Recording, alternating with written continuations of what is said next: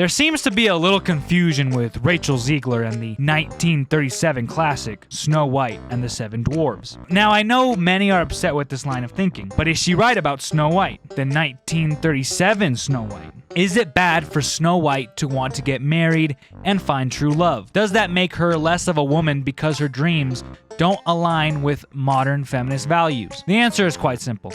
No. I believe one of the many negative effects of feminism is making young girls believe that it's wrong for a woman to want true love, that she's a weaker person for wanting a man in her life. Now, I ain't going to talk your ear off about my opinions on feminism or what I believe feminism truly is, but we will be discussing why Rachel Ziegler's beatdown of Snow White is inherently incorrect. Let's go over her argument. You said you were bringing a modern edge to it on stage. What do you mean by that?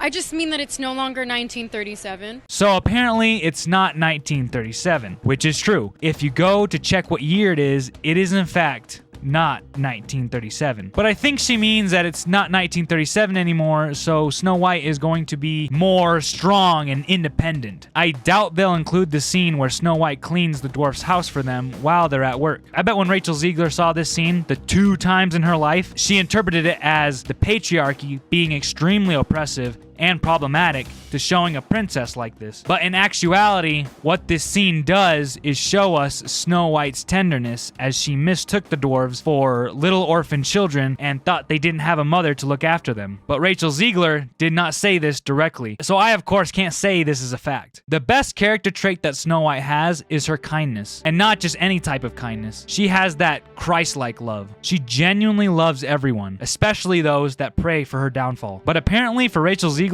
that's outdated. Sorry, ladies and gentlemen, but being kind and respectful isn't trendy. And we absolutely wrote a Snow White that is not going to be saved by the prince. She's not going to be saved by the prince, eh? Yeah, okay. Let's take a look at the definition of saved. Ah, yes. To keep safe or rescue someone or something from harm or danger. Now, I guess you could argue that he saved Snow White from mortal death, but I'd argue that as long as the evil queen was alive, Snow White would never be safe. So the dwarves are the actual heroes here. They get rid of the evil queen and save Snow White from her mother's cruelty. I think this is more of just a lack of knowledge about the source material, because I don't know how you watch this animation and get the interpretation that Rachel Ziegler was able to form in that big brain of hers. Now, some of you might say that this is just an opinion. Why do you care so much? Because this is not really Rachel's opinion. I mean, yeah, she said it, but she's not the one behind it. I'm sure she believes a lot of what she's saying, but at the end of the day, she's more or less just a spokesperson for Disney. Do you really think Disney would just let their main lead for one of their adaptations just be willy-nilly saying what they wanted without going over a few things when talking publicly about the film? No.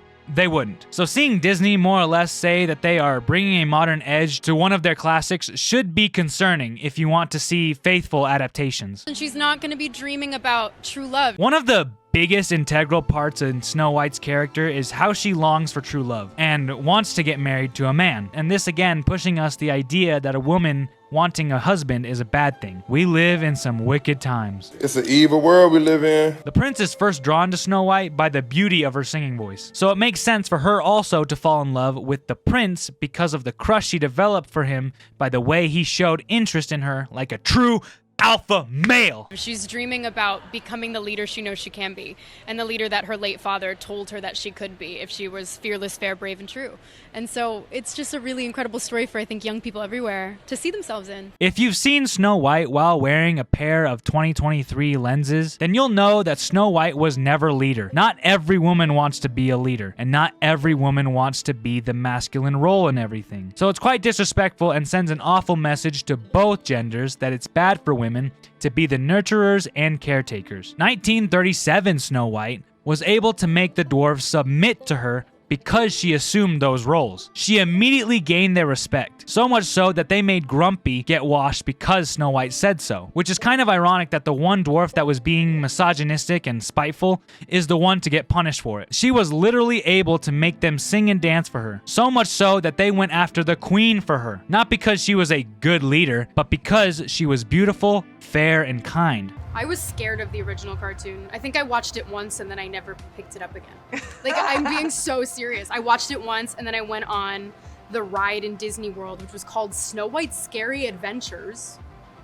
doesn't sound like something a little kid would like. Was terrified of it.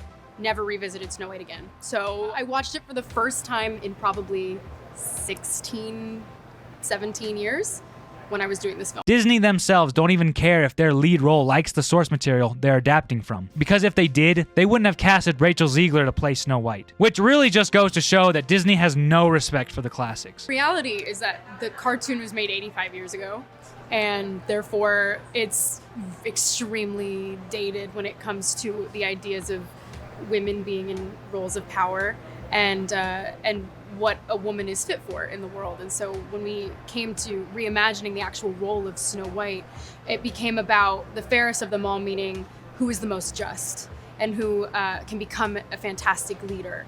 And the reality is, Snow White has to learn a lot of lessons about coming into her own power before she can come into power over a kingdom. Again, women do not need to be in roles of power to be strong. Also, the fact that she's not going to be saved by the prince. That is not going to be saved by the prince. You are treading on some mighty thin ice here. Gal Gadot is really pushing this not gonna be saved by the prince jargon at us. What she should be saying, that I believe is worse than not being saved by the prince, is that the Snow White live-action remake will not be including any little people. Dwarves were not diverse in the original because they never needed to be. What's the point in making the dwarves a diverse group of people? Why did you do that? What was it all for? The answer is nothing, only except to pander to an audience that doesn't even like or plan on watching this movie. The dwarves were already diverse in their own personalities. Instead, the dwarves will be replaced with a diverse cast of magical creatures. Now, this is blatantly disrespectful. Not just because it's trying to push a message on us, but it's just rude. And some people thought that Little Mermaid being black was an issue, but that problem feels so minuscule compared to this. Denying little people opportunities that they only can fulfill is crazy to me. That's like if Disney were to cast Johnny Depp as a Native American for a role that Native Americans should play. Oh wait, Well, I guess Disney has never cared about equal opportunity at all. But I really don't plan on seeing this one. I think it's best to recognize that these live-action remakes are never going to get better, and that they're never going to honor the originals, so I think for now, it's time to just stop watching these movies and move on. So long as they're making that money, Disney will never change.